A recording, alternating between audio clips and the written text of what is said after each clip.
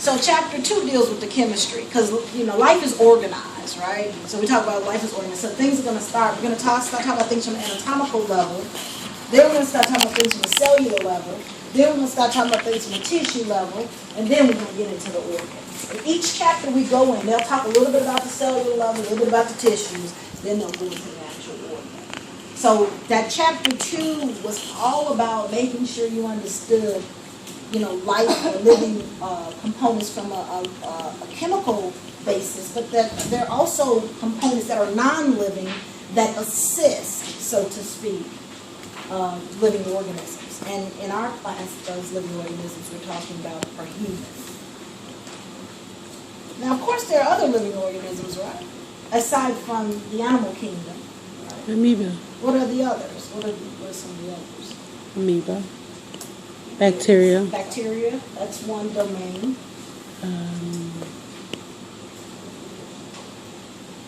Plants. There are other living organisms besides the animal kingdom, and bacteria is one domain. Yes. Plants.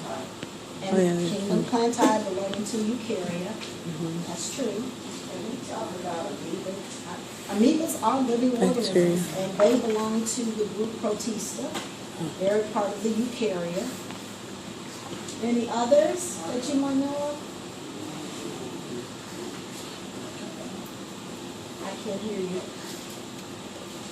There's other living organisms. We mentioned bacteria, and that's the domain bacteria. You guys mentioned some things, fungus. You mentioned some things from the domain eukarya. You talked about protists. Somebody mentioned amoebas. We talked about fungi. That's a part of that whole eukarya. We talked about plants, and animals belong there. Okay, is there any other living organism that you can remember? The virus? The archaea. The archaea. Yeah, that's the domain archaea. Yes. And those are similar to your actual bacteria, but they're different in the fact that they have different characteristics that make them different. So when we talk about humans, we want to make sure we don't get caught up in thinking that they're the only group, the only group that exists in the animal kingdom, so to speak. What is the difference? What are the two cell types? Prokaryotic and eukaryotic. Prokaryotes and eukaryotes. What make prokaryotes prokaryotes? Yes. Prokaryotes is made of plants. The what? Plants. No, prokaryotes are not plants. Prokaryotes are single cell? Yep, they are single cell. That is a qualification for prokaryotes. What is the main thing that stick out with prokaryotes? They don't have a nucleus. They do not have a true nucleus. What is a true nucleus? DNA.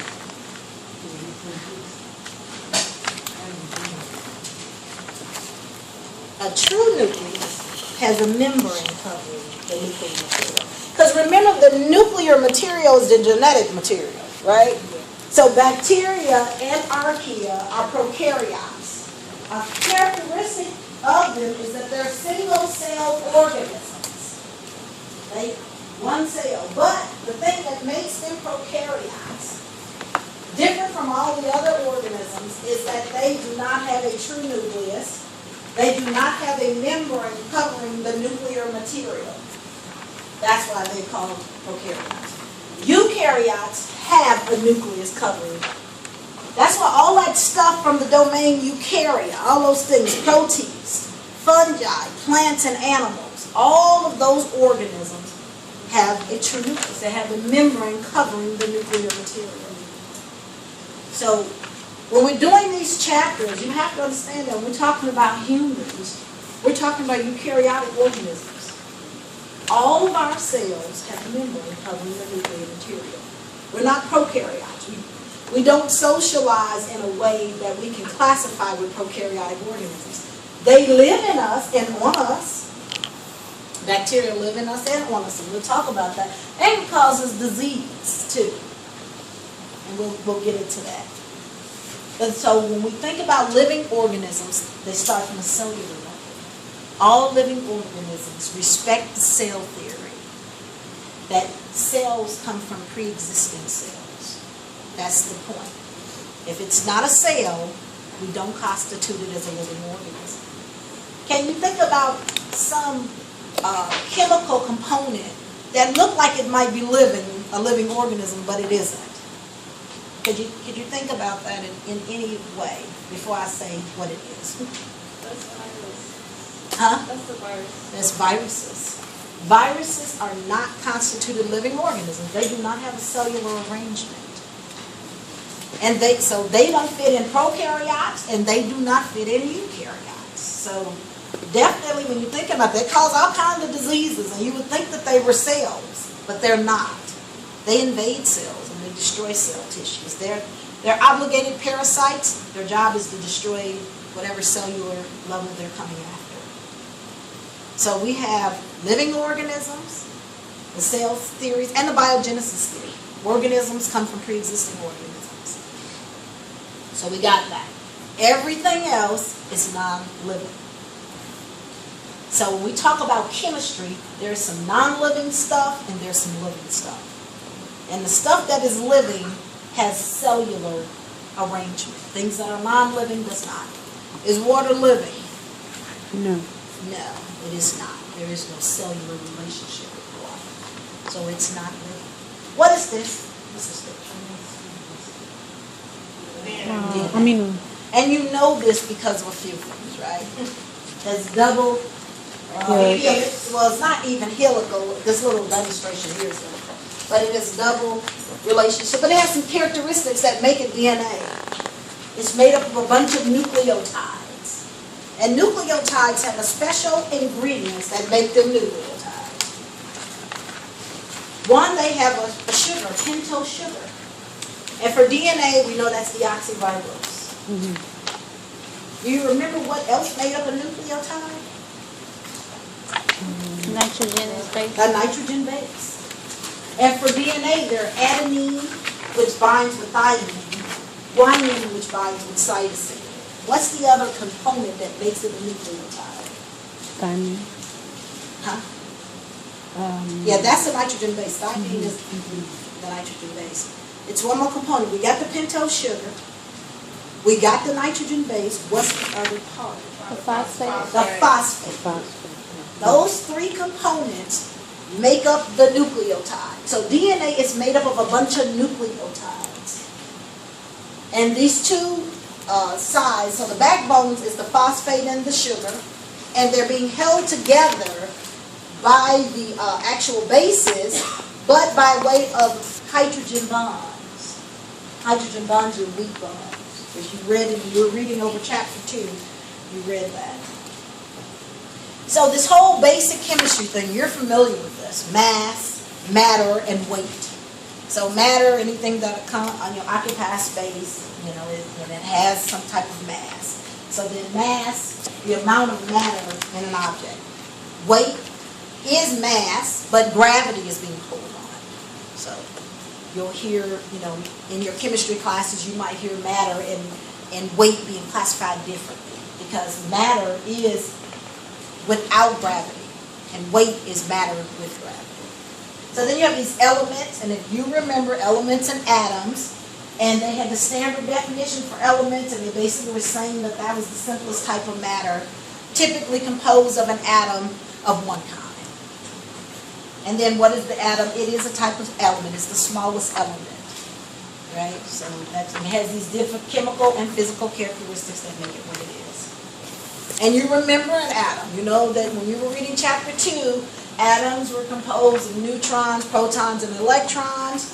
And the core of that was the protons and the neutrons. That's what attracted the negative electrons in the first place. So when you dealt with this, you dealt with the fact that when we start looking at these elements, we're looking at an atomic number and a mass number. And that the atomic number was really the proton number.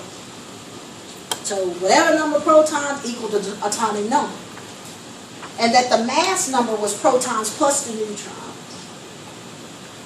So that was our basic understanding for chapter 2 when we looked at atoms. And they give you a demonstration. They said hydrogen. They said that it's one proton. Every time the number of protons is going to equal the number of electrons. Because the only reason it's being attracted to the core is because of the proton number. So if there's 100 protons, there's 100 electrons. Of course, electrons carry no weight, so they're negative charges. So when you looked at the carbon, you've seen that there was 6 protons, 6 neutrons, 6 electrons because there were 6 protons. The atomic number would be 6 because the atomic number equals the proton number, which therefore equals the electron number. But the atomic number is the weight, though. So that's why we don't count electrons, because electrons is negative. Now, the carbon also had 6 neutrons. So if we looked at the mass number, we would add it together. That's 12. Mass number would be 12. Atomic number would be 6. Likewise with oxygen.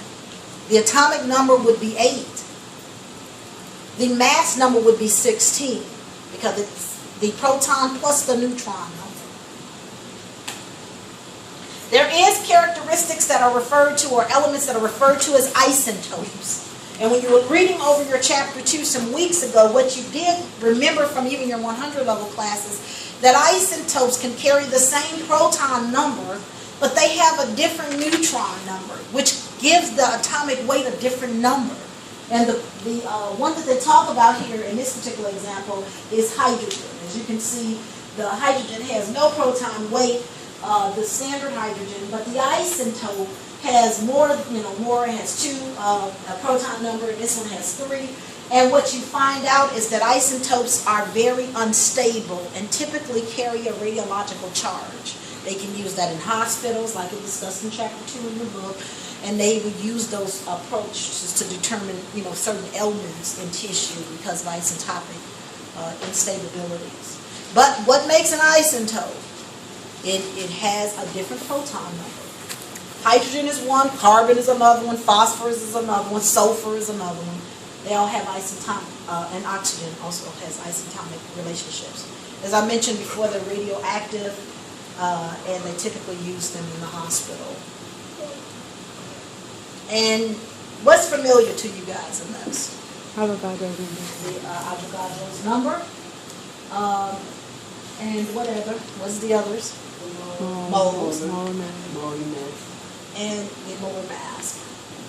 And you should be familiar with those. So if you do these stoichiometry calculations and you're looking at the moles, I'll just call the Avogadro number AN. So moles is AN of atoms, ions, and molecules. So this can be any one of them, 6.022 times 10 to the 23rd atoms, or 6.022 times 10 to the 23rd ions, or molecules. Whatever your conversion is associated with. Molar mass. Mass of 1 mole of a substance in grams, which is equal to the atomic mass. So if you use the AN number, the chemists can calculate from that, but they might be interested in something. If you were asking about water, for example, H2O, and they asked you for the molar mass, and I'll just denote it as MM. So you would have to get a relationship established, because you're looking at this stuff, and you're trying to get some number understanding here. So if we look at this, we'll look at the number of atoms. And then we also would be looking at the actual calculated mass number. This is the mass number. And in this particular case, you have how many hydrogens? When we talk about water. 2. 2. So the mass number of that happens to be 1. And I didn't guess that off the top of my head. I remember that from the periodic table. And your book also has generally the general information of chemicals that you would use in a biological system. So we all kind of know that oxygen is 16 because of the periodic table, or 15.999 something. So we don't get into that, we just round it. And we only had 1 hydrogen, right? So you just multiply this stuff. This is 2. That's 16. This is 18. So the molar mass of 1 molecule of water is 18. I want the mass number. I'm interested in how many moles is in that. The mole definition was told to us pretty much, and it really used the hydrocarbon number, but the mole number is also denoted in grams. So that's why I had to do this on purpose. So this becomes 18 grams. So 1 mole of water is 18 grams. So whatever the molar mass is, you put a gram on the end of it. That's pretty much what they're doing. So if we were using an agricultural number, we would do 6.02, but we're not using that typically. We typically are talking about things in grams. So also keep that in mind when we do material in your book.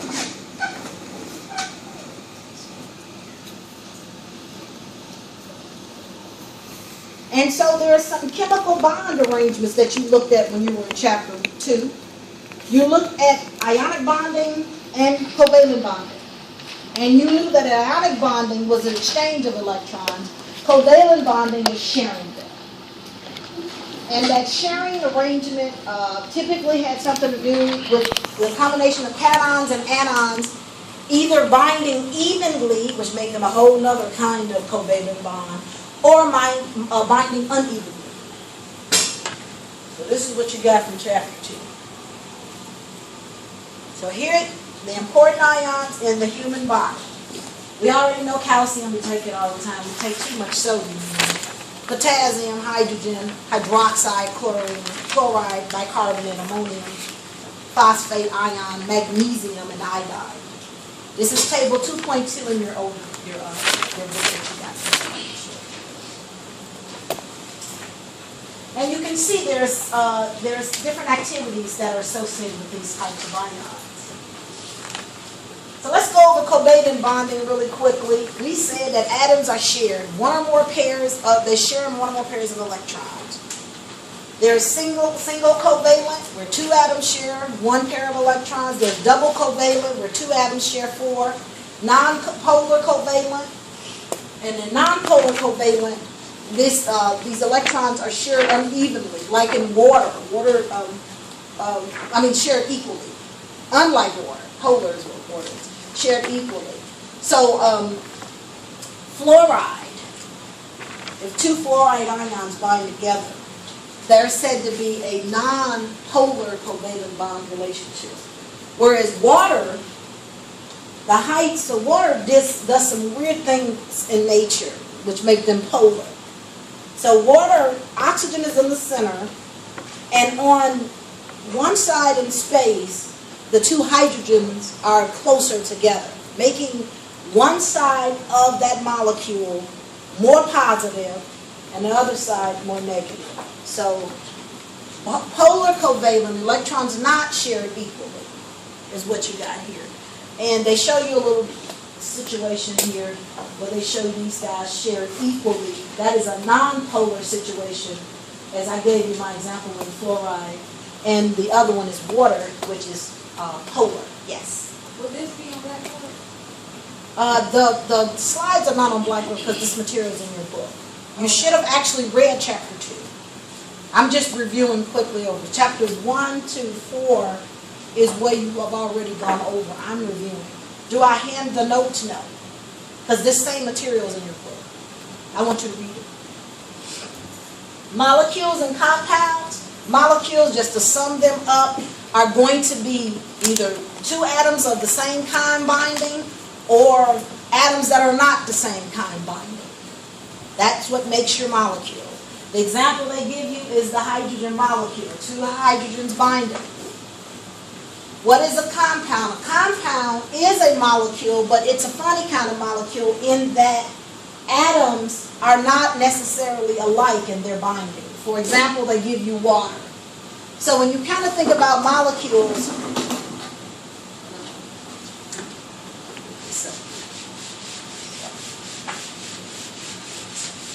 all material that you think about, when you think of water, you can say that water, and it can be wrote any kind of way. Well, actually, it's more or less water truly is more, the hydrogens are more heavy, making a positive, partial negative, partial positive charge, or this could be hydrogen bind together. These are both molecules. One of these molecules is a compound. That's this one. And that's what your book has been telling you when you've already went over chapter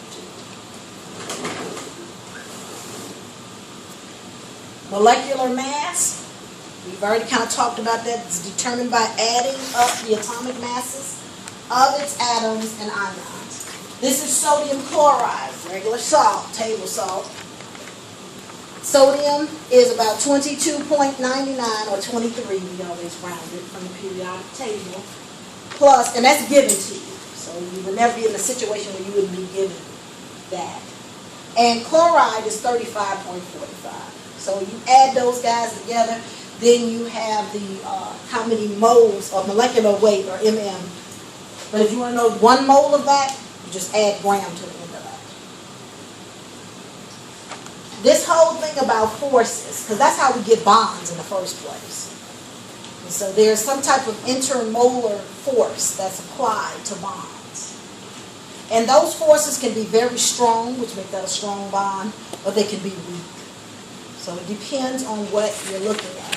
Hydrogen bonds are weak bonds. A fluoride bond, fluoride binding fluoride, is kind of tough. So what they show you here is an example here of a hydrogen bond.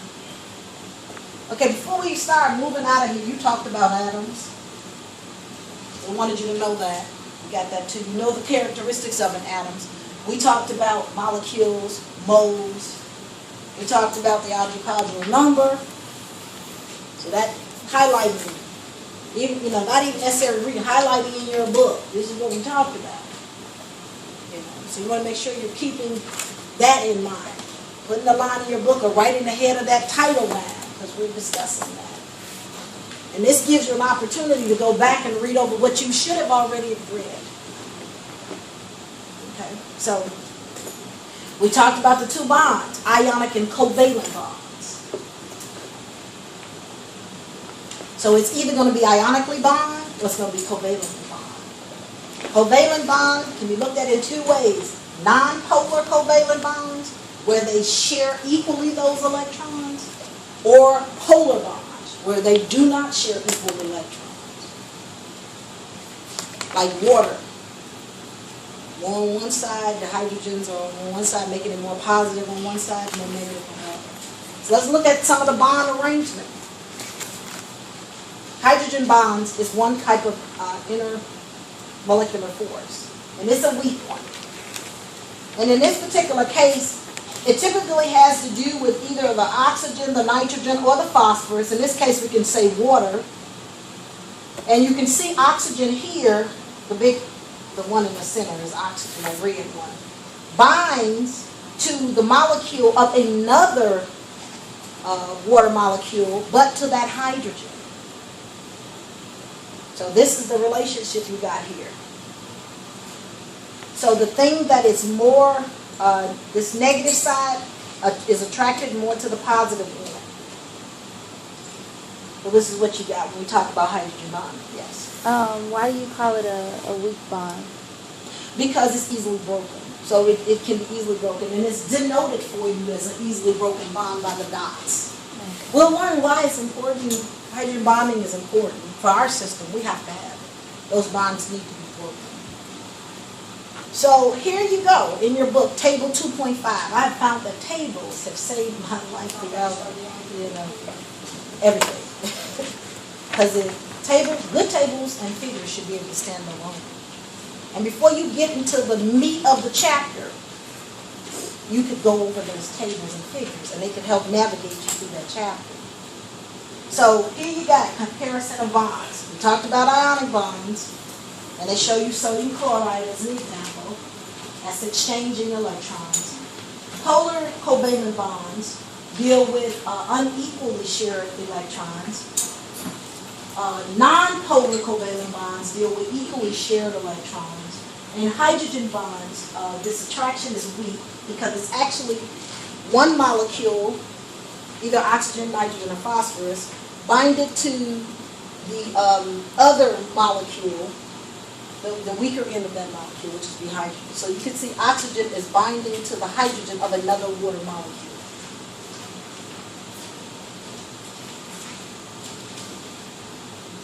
So we go on to talk a little bit about, solubility, dissociation or separation in electrolytes.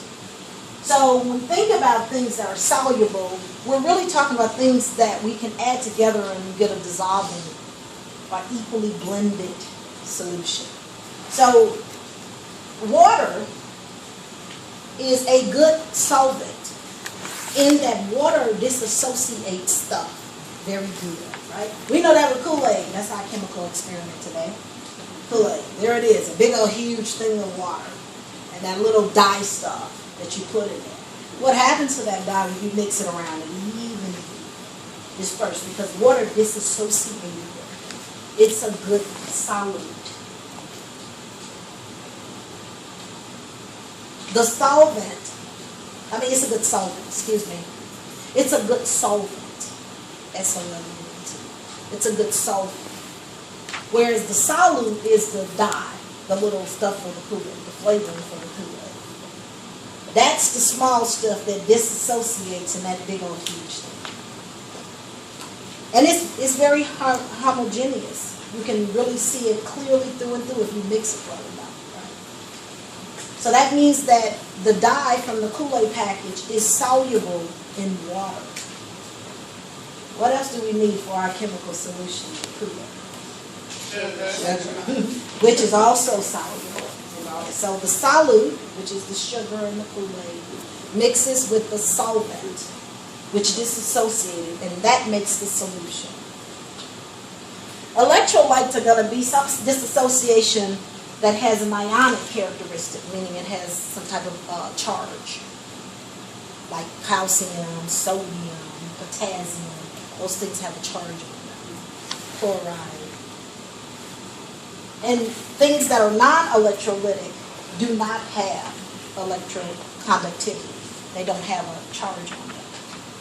So when you're reading your books, you found that electrolytes had charges. Cations and anions are typically what's connected together in that solution that you're putting in there. And we have a lot of charge in us, right? So we can't put us in water and put a charge, from the radio in the water with us because we have electroconductivity with us. So we're made up of a bunch of electrolytes. We have some non-electrolytic activity going on in our bodies as well that do not have conductivity electronic radiance. Now the chemical reactant and energy, that whole thing that you were reading in chapter 2, you got this whole understanding, and even from your early chemistry class or your early biology class, this whole thing that there's a reactant and a product. The reactant is the stuff before we take it through the chemical reaction. So sodium plus chloride minus, which is the ionic bond. We take it through a reaction, we pull water out of it. It becomes sodium chloride, the salt crystals that you put on your stuff. So sodium plus and chloride plus was the beginning stuff, substance that enters into the chemical reaction. The end stuff is the product. If we want some salt, we pull out water, sodium chloride, the substance that results from the reaction. So this whole atom understanding is it's made up of bonds, or bonds are broken. We either gonna make bonds or we're gonna break bonds. That's how this is all constructed. So how does that apply to our biological systems? Because in a chemical system that's non-biological, bonds are made or broken. In a biological system, bonds are made or broken too, biologically. And we refer to that as anabolism or atabolism and catabolism. When you were reading chapter 2, you understood anabolism being the synthesis of a reaction. And catabolism, the decomposition of the reaction. So here I got glucose, I have fructose and galactose. That's my reactant. Then I wanted to bind those guys together. Well, I have to pull water from them so they can bind together. That's the product. It's going to be a disaccharide. Lactose. That's anabolism. That's a dehydration synthesis reaction. I want to break that stuff down. I'm looking at the lactose and glucose, for example, and I want to break that disaccharide down. You need to add water, clip, broke it down. That's catabolism. If I want to sum up the metabolism with two reactions, I would say an anabolic and catabolic reaction makes up the metabolism. So your body structure is either breaking bonds or making bonds. Typically breaking bonds so that energy can be used in order for the cell to work. Building up bonds to store for later energy. Store the energy for later. And this is what they just kind of show you, what I went over. But I talked about sugar. But this works with all of the biological, organic molecules. Sugar is one of them. What's the others? Lipids, amino acids. Lipids. Amino acids. What was that? I got fats, lipids, Amino acids. amino acids. That would be what? Protein. Protein. What's our other? We got one more. Carbohydrates. Nucleic acids. Nucleic. So our four biological organic compounds is made up of what you are. Proteins, carbohydrates, lipids, and nucleic acids. So I did the sugar example when I did the dehydration synthesis. You can do the protein example. Amino acid plus amino acid gives you a dipeptide. That is an anabolic dehydration synthesis reaction. We're calling it dehydration because you lose water. In order for these guys to bind, this bond to make it together, you have to lose water to do that. This thing can work back in the other direction too. We got this, and we want to break this bond. We need water. That's catabolic.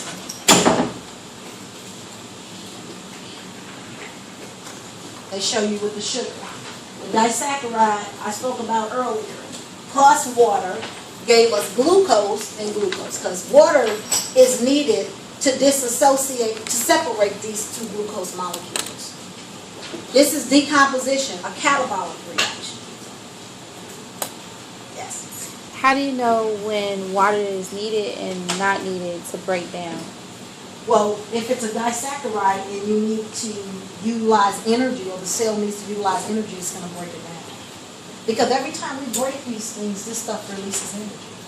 If you go back to your 100 level courses, they talked about endergonic and exergonic reactions. Endergonic reactions were reactions that required energy in order to build them. Exergonic reactions release energy. Catabolic reactions are exergonic. They release energy. You don't remember exergonic. Know that catabolic reactions release energy. But you're not eating for no reason. Your body needs energy to do the work that it needs to do it. So you take this big old huge meat with a bunch of proteins and stuff in it, your body tears that down to amino acids so it can use it. Same thing with sugar, same thing with fats. That's what your metabolism is all about. It's about the energy. The food that you're eating is chemical energy in order for the cell to do work. But the cell can't survive without the food that's needed in it. Because it's constantly the body is constantly being broken down and energy is being made and being recycled. So you got to bring something in as well. I mentioned these things are reversible. Catabolic and anabolic reactions are reversible. They have to have special conditions. We spoke that if it's a catabolic reaction, it needs water, a hydrolysis. They'll call it hydrolysis reaction in your book as well. But that means water is needed to split this thing. If we're talking about anabolic reactions, It's gonna lose water. It's a synthesis. Synthesis means to make. It's a dehydration synthesis reaction. That's what your book was talking about. And all of these things are based on the oxidation reduction format. So oxidation reduction reactions are imperative. And they need to mention this because when we talk about the metabolism, we are addressing some important issues here in that electrons are going to be passed. Every time we're passing electrons, we get energy from that. So oxidation reduction, I often refer to it as redox because oxidation is the loss of an electron by a substance. Reduction is the gaining of an electron by a substance. It happens simultaneously. So if electron is being released, that thing is oxidized. Whatever picks it up is reduced. So we often refer to this as the oxidation reduction reaction or the redox reaction. They point out the synthesis and decomposition reactions can be oxidation reduction reactions. This is all about energy. Our energy is in the form of ATP, adenosine triphosphate. What kind of organic compound is that? A phosphate group attached to a... Like, is it protein? Is it sugar? What is it? Carbohydrates? What kind of organic molecule would that fit in? It's an amino, a protein. Huh? Protein? I think I said amine. Let's think about what ATP is made up of. It's an amine and So we said it has a phosphate in it. an amine group. Huh? What did you say? It's a it belongs to the group of nucleic acids because it meets the criteria of a nucleotide. It has 3 phosphates. Its sugar is ribose, and its base is adenine. So you wouldn't know it because they kind of put the sugar and base together, adenosine. And then the phosphates, triphosphate. It belongs to the nucleic acid group. It is the energy that we use to do work. It's the chemical energy that's needed in order for a cell to function. Without it, the cell ceases to exist. So energy, the capacity to do work, that's the general definition. ATP is typically potential energy, waiting to be used. It's stored energy. And when a bond is broken, energy is released in the form of ATP. There's kinetic energy, energy that does work. Energy, again, does work and moves matter. There's mechanical, and there's chemical, and there's heat. So mechanical energy is going to result in some position or movement of an object. Chemical energy, which is what you get with your sugars and all of that stuff, that's all a form of chemical energy.